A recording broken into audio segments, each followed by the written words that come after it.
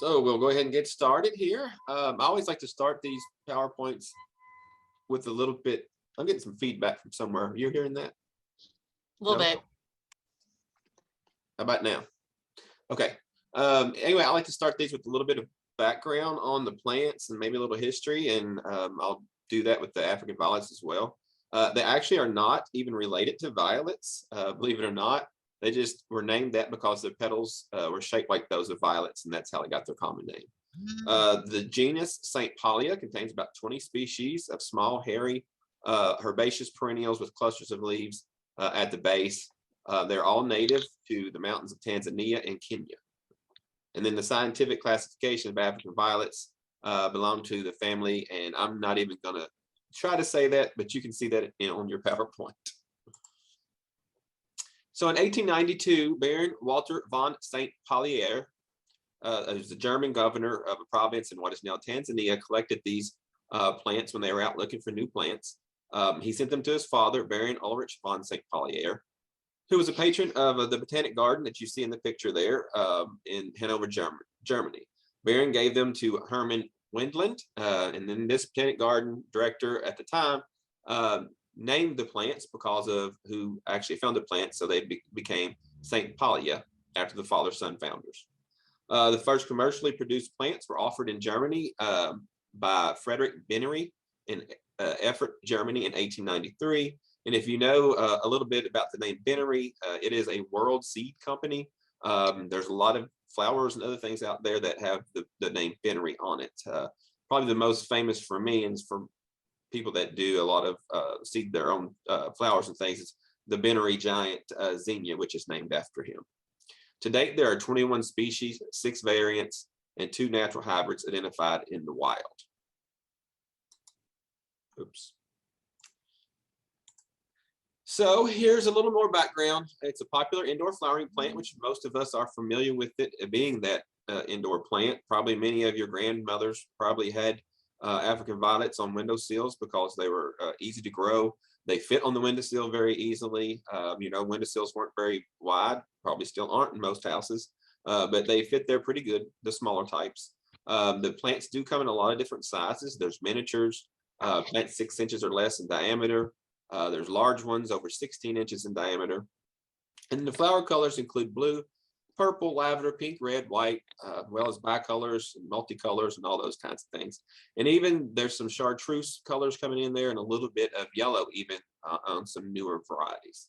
Flower shapes also offer variations. As you can see in those pictures there, there's single, there's double, there's semi-double shaped, there's fringed, ruffled, a lot of different variations out there on the African violet right now. Also the leaves, you can get ruffled leaves, scalloped leaves, quilted leaves, and even variegated, and then we'll show you a variegated one in just a second. And then if you really, really want to get into growing African violets, you can also join the African Violet Society. The link is there. You can hit that and you can go on there and find out a lot more about African violets and join the society. So you see in the picture there, that's one of the variegated forms, and you can see a lot of times it'll have white or even pink variegation with the green leaf. We're going to go over keys to growing African violets. So we're going to talk about light, temperature, humidity, soil, potting them, watering them, fertilizing them, and propagation, as well as some pest control that you may need in the future. It can pop up, believe it or not.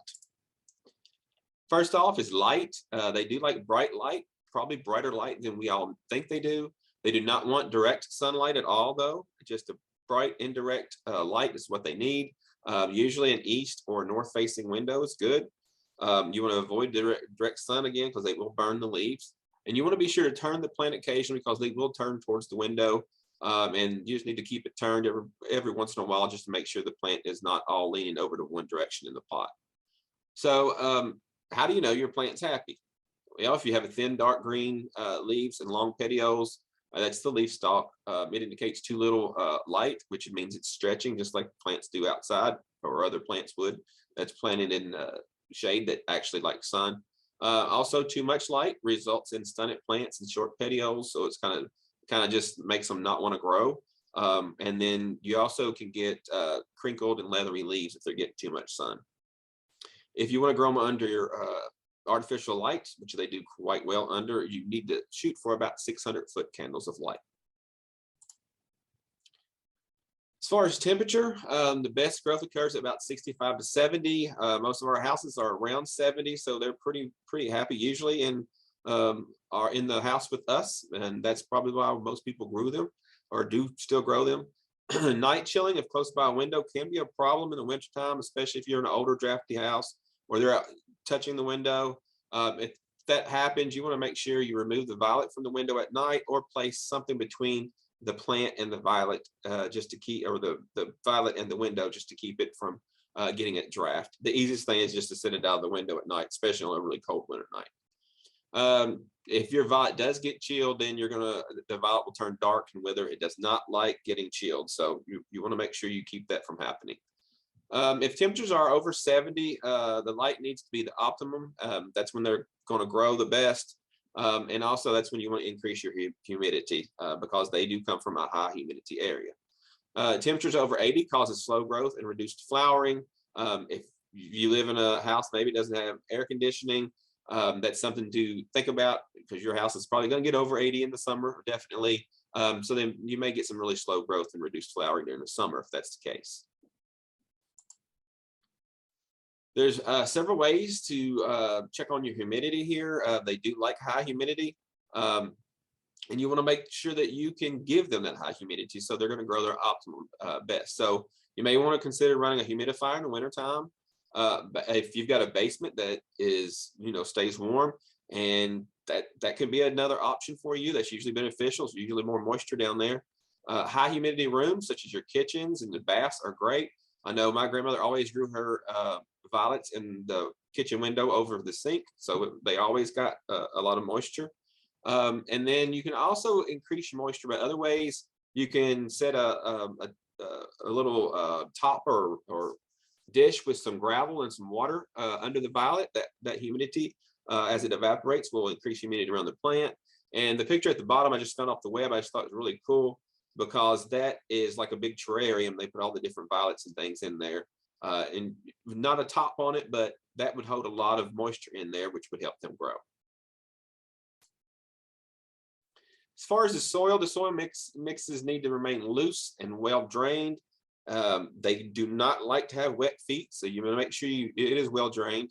How organic matter is needed, so most of the professional or the store-bought mixes are going to be high in peat moss. You can mix your peat your own if you want to, if you're going to grow a lot of them.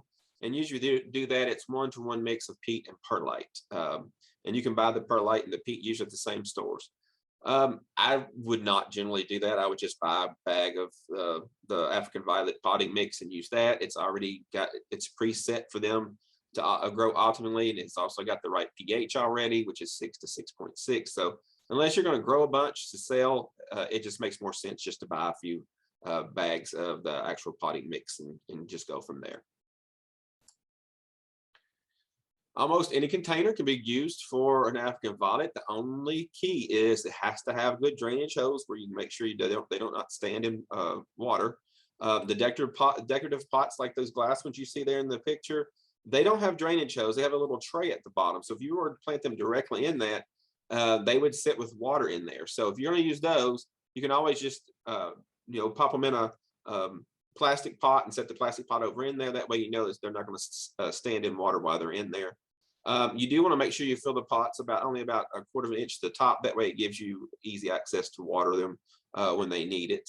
And then another thing is to allow the plant to wilt slightly, just slightly, before repotting to limit your breakage if you're going to repot it. But they are very brittle when they're very turgid. So it is if you know it's a big one and you want to repot it, let it wilt a little bit. That'll keep you from breaking as many leaves as you probably would if you didn't let it wilt. As far as watering, again, there's no set rule on watering. These are not like, oh, once a week we're fine. It just depends on a lot of factors. It depends on your soil mix, the size of the plant, the size of the pot, drainage, the environmental conditions that they're in, which is how high the humidity is, how dry the air is. You do want to avoid wetting the leaves in the crown. They don't like that, and allow water to come to the room temperature before using. Talk about that a little bit later on why we would do that. And then water from the top is your easiest method, but there are other methods that you can actually use. A lot of times you see in the top picture there, that is one of the miniature violets, and they usually come in a little tiny pot, and they'll have a little string at the bottom that goes up into the pot, and they set over a little tub of water, and that string goes in the water, and then they're just continually watered that way. They're not too wet, but they're not too dry, and you don't have to worry about that little pot drying out. That's an easy continuous method. That's usually what they do with the miniatures to keep them from drying out so much. And you can also water from the bottom if you choose to do that, but just don't let them sit in water. So you would set them in the bottom of the pot into a little tub of water, and maybe 30 minutes, and then take it out and let it drain. So it's up to you how you want to let these water. These are not heavy feeders, but they do like a little bit of fertilizer. Over fertilization is a bad thing for these. They will burn pretty quickly. That's the bigger problem than not enough. But you should allow the plant to determine fertilizer amounts. What do you mean by that? Well, if growth and flowering slow down, the plant starts to lose its green color, you may want to start a fertilizer program. And during the winter, they're not going to need it unless they're growing under artificial light, because there's just not enough natural light for these to really be growing a lot at that time of year. And then during spring, summer, and fall, you can use any fertilizer labeled for them. I would get fertilizer that was labeled for them, or some kind of slow release to make sure you don't burn. Because if you do use some of the regular water soluble fertilizers out there for other plants at full rates, you can actually burn these plants. So make sure you use something that's for the violets, and mix it accordingly where you won't burn them. So propagation, there's several ways to do this. We'll go through 3 methods here. You can propagate by leaf cuttings. It's one of the few plants that actually can grow new plants from leaf cuttings, but they can grow from other parts of the plant as well. And the goal is to have a light growing medium for these. You can use vermiculite, perlite, African violet soil if you'd like, which you just kind of make sure you don't keep it too wet, because they don't have their growing roots not having them out there. So if you put too much water in there, they'll dry. They can rot because they're not taking up as much water as they would if they were actively growing. The little cups here that you can get yogurt in work just fine, or you can buy pots or cups, whatever you want. But it doesn't need to be a very big container at this point, maybe only about 2 inches wide. And you do want to wet the growing medium and allow it to drain before you put your cuttings in here. So we're going to go through how to take the cuttings and how to get these plants to grow new plants for you. So the best leaf to take for cuttings, I call them middle-aged leaves. Those are the leaves that are in the middle of the clump. You don't want the really old ones. You don't want the really young ones. The old ones are too tough and may not root. The young ones are not mature enough, and they may not root either. So take some of the leaves from the center of the plant. Maybe, I call them middle-aged leaves. You can tell by looking at them which ones are in the middle there. But just make sure you take a good leaf. Don't take one too old or too young. So you can take the cuttings with anything you want. People use scalpels. People use knives. I've used scalpels before. They're easy to get in there. I've used kitchen knives. Just use something really sharp. Don't try to use a pruning shears or something like that, because the pressure when you mash on that is going to pinch that stem, and it may not root well. But you are going to make another cut anyway, but don't do it with clippers. It's just not a good idea. So just be careful when you go down in the middle of there, because those leaves cut really easily, and you could whack off 2 or 3 if you're not careful. And maybe that's what you want. You want to root several of them, but just be careful. And it's a good idea to, between cuts, to go ahead and dip your cutting utensil into some rubbing alcohol or something, especially if it's between 2 different plants, because one could have a virus. You never know. You don't want to transmit that to the other ones. So you have your cutting now. You took your leaf. You're going to cut another, some of that leaf off. You don't need that long petiole, although it would still grow plants. But with this method, this is going to be you want to cut it up a little bit. So you want to cut approximately 1 inch in length.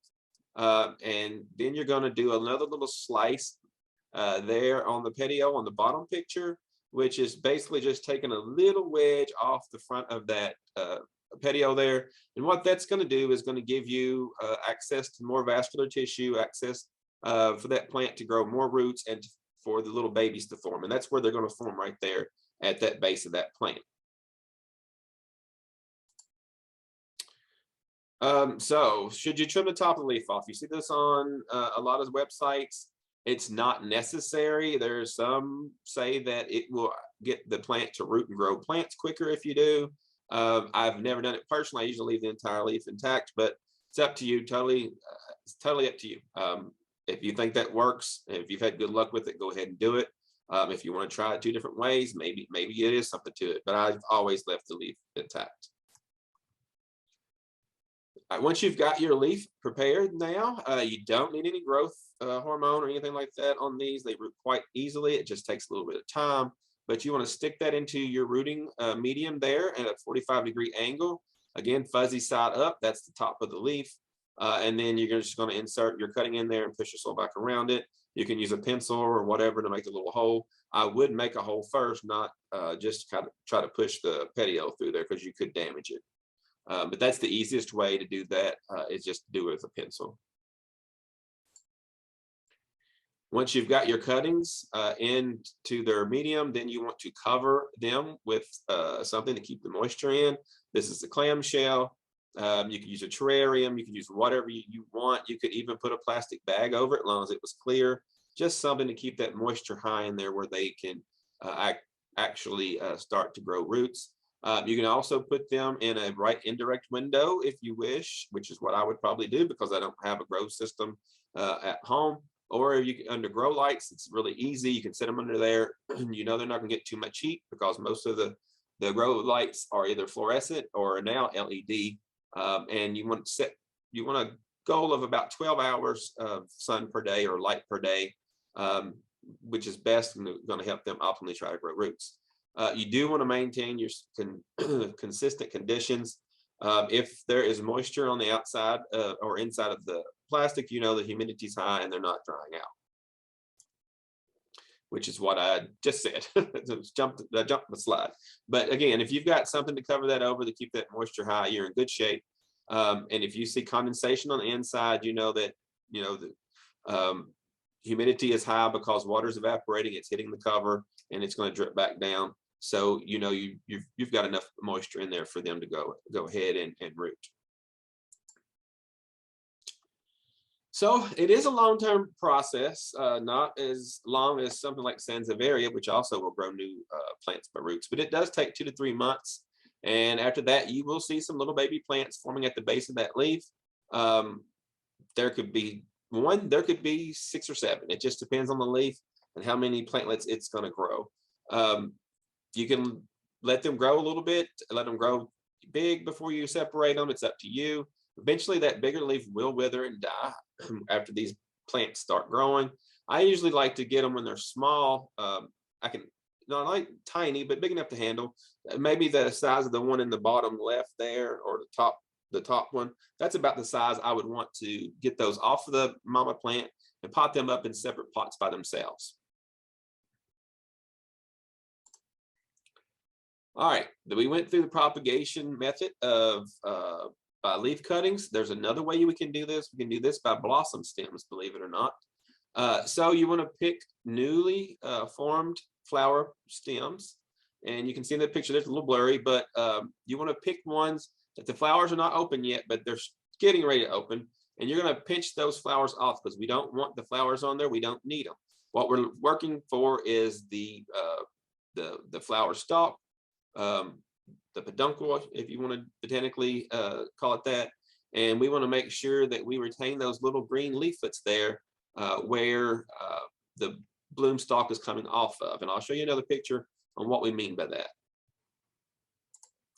So you can see that's the entire bloom stalk there. It's already clipped off from the mama plant.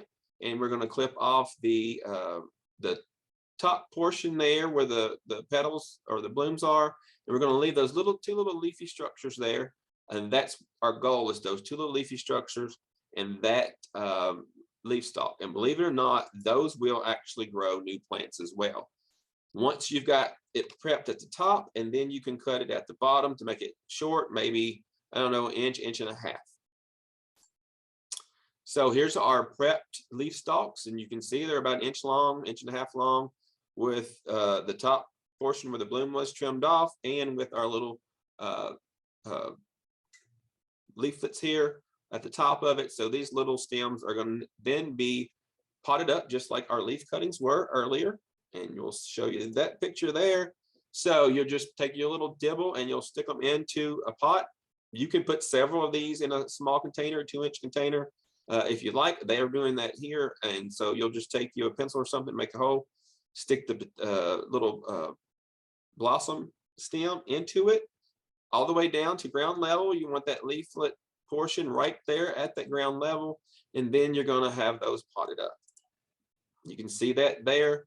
And then you're going to need to put those in the same humidity dome as you would your leaf cuttings earlier. And in about 3 months, you might see a few little babies starting to grow off of these. And once they get a little bit bigger, the size you want, you can start transplanting them out and separating them from the leaf stalk. This one takes a little bit longer than from the leaf, but it still works quite fine. Now, why would you choose to do this instead of the leaf? Maybe you didn't want to mess up the shape of your plant by taking leaves, and you didn't mind taking a few blooms. So here we are. You can see that this little container of flower stems grew quite a few little baby plants there, and then you can take those and you can separate those and repot those up individually.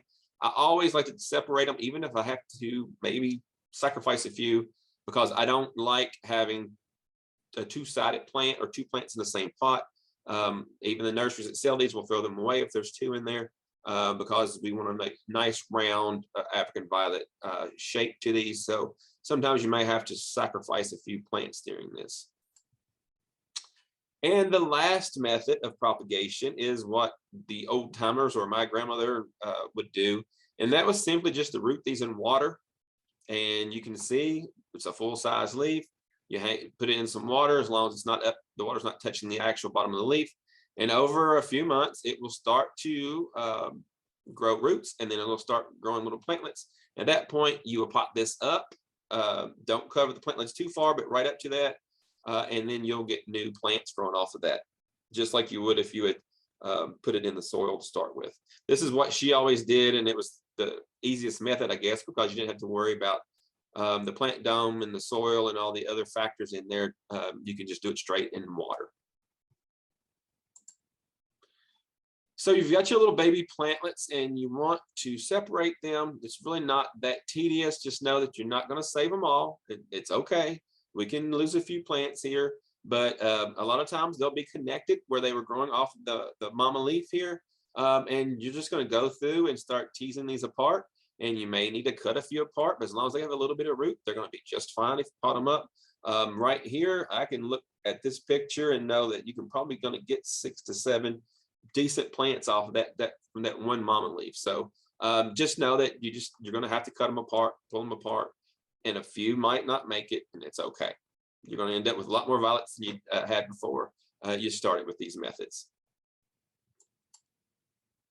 So some pests you're likely to see, and this used to be the biggest pest and the hardest one to control until we had some better chemicals for indoor houseplants. But mealybugs are a really bad one. There are leaf and soil types, believe it or not. If you've got them in the soil, then you're going to do a soil drench with something like malathion or acephate. You can also try diatomaceous earth if you'd like. I think probably the insecticides are going to do a much better job than that will be for this purpose.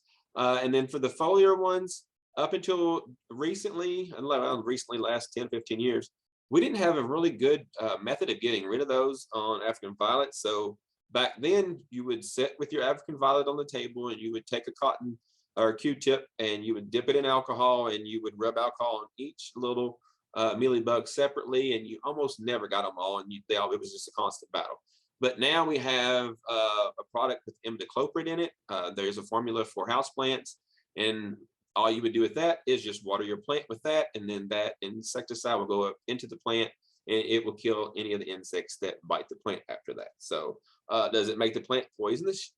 Yeah, it does, but you don't have to worry about the mealybugs anymore. Other insects you could occur, not that likely, but you could, are mites. The spider mites there, that's the middle picture there on the left. You could get white flies, especially these newer ones coming from the greenhouse. You could bring some white flies in, which would be a problem as well. Thrips could be a problem, not that likely because these plants usually stay indoors. So some of these insects would have to be introduced. Now the spider mites could get out of hand indoors, but I don't remember seeing too many spider mites on African violets. I think the biggest reason for that is because they don't like the hairy leaves so much. It's hard for them to walk on. Probably wouldn't be their first choice. Aphids wouldn't be their first choice either, but they could, if you brought some indoors, they could start eating on them. Now a cabbage looper, it'd be hard to get a cabbage looper indoors, but if you took your violets outside and maybe had them on the porch in the summer or something like that, you could get a few of those eating and munching on those, because those little white butterflies will lay eggs in a lot of different places and a lot of different types of plants. There's a couple problems that we can have that are fungal problems. We have crown rot and root rot, and you can see there on the left, that's crown rot. Usually that happens because you overwatered and you poured water on the crown, and maybe you didn't use sterilized potting mix, and basically that plant's a goner. You're going to have to throw it away and get you a new one. Now with root rot, that could be maybe saved. That would be the same thing. Use unsterilized soil or some bacterium got in there somehow, or fungal pathogen. But what you're going to need to do is, I would take this plant out, take all the soil off the root, and repot it in new sterilized soil, water it, and hope for the best. 9 times out of 10, if you've got either one of these, you're going to just throw it away and get you a new plant. I know that some people, if you've got an African violet that maybe somebody gave it to you and you have sentimental reasons, you could always try to cut some of these leaves and try to root them and grow some new plants that way. That's an option as well. So what if your violet develops a neck or multiple crown? If anybody's grown violets for a while, they know they do develop a neck. So as they keep growing, they lose leaves at the bottom and the stalk keeps growing up. So this is just a picture tutorial on what to do with them. People don't like to do this, but it is the necessary step. So you've got your large violet there on the left, and you can see there where they put off you got all those dead leaves at the bottom. They're pulling those off. So now you've got a stalk. So what do? You cut that plant at that stalk there, and you leave about 1 inch of that stalk, and then you're going to pot that back up, and you're going to then put it under a dome and root it. That's all you can do. Now, it's hard for people to get on board with that, but that is the steps that needs to be taken. I've had a coworker one time bring one in. It was like, I don't know, foot long, and it was her grandmother's, and she didn't want to lose it. And I did this to it. She about had a heart attack, but it rooted fine. It took right back off. Now, there is some people that will leave the stalk a little bit longer, and they will put that stalk deeper into the pot, which is fine if you want to try that. But if you do that, you just need to take a knife or something and just scratch the outside of it, just rough it up. What that's going to do is that's going to kind of take some of that bark off and give access to that vascular system under there, to some water and nutrients in that soil, and just cause it to grow more roots. But that's fine too. Either one of those methods you can do. So anybody wants to unmute somebody that knows, you want to put it in the chat. What is wrong with this violet? Should I wait, or should I just go ahead and tell you? Anyone? I don't see any popping in chat. Okay, this is not a virus, believe it or not. It looks like it's got a virus, but what it actually has is it was watered with cold water. They do not like cold water. So you can see if you splash cold water on here, it makes white marks on the leaves, and those white marks never leave. So it's kind of like it freezes or does something to the tissue under there. So that's why we always say to make sure you let your water set out at room temperature before you water these. That way, if you get water on the leaves, they'll be fine. There was a time when people thought they just did it because you got water on it, but it's not. It's cold water. So let your water set out, and that is going to get rid of, bring it up to room temperature, which is what they're setting at. And also what that's going to do is let your water set out overnight. That's going to let some of that chlorine and stuff get out of there, which is not good for plants anyway. So you're killing 2 birds with 1 stone there by setting your water out. Here's some examples, and these are classifications of some or most of the types that are out there of your violets. We have the standard there, which is what most people are used to. That's set on the windowsill. that you can get at the big box stores. We have trailing ones there. You can see that picture there, and they're almost kind of a viney one, and they'll grow those and hang a basket. They're slow growing, but they will come over the edge of the pot. We have the semi-miniatures, which are a little bit bigger than the regular miniatures. Then we have the miniature ones, which I showed you earlier, where they have the little pot with the little wick in there. And we have the Ukrainian / Russian, depends on what website you're on there. Apparently they've done a lot of work over there. But more of the websites say they're just Ukrainian than Russian. So that's what I put on there, especially with this day and age. So we're going to go with they're all Ukrainian. And then we've got chimeras. And if you don't know what chimera is, that is a color change that just spontaneously happens in a plant. It could be a leaf. It could be anything. I mean, it's just a change. It's a mutation that happened by accident, whatever you want to call it. And then we have the thumbprint type there at the bottom, and that's because they all have the little halo or little light spot in the middle of the flower. And you all can ask your questions now. We can go through those, but I wanted to give you some websites if you want to go out and see what's out there. And you can purchase violets, believe it or not, through the mail.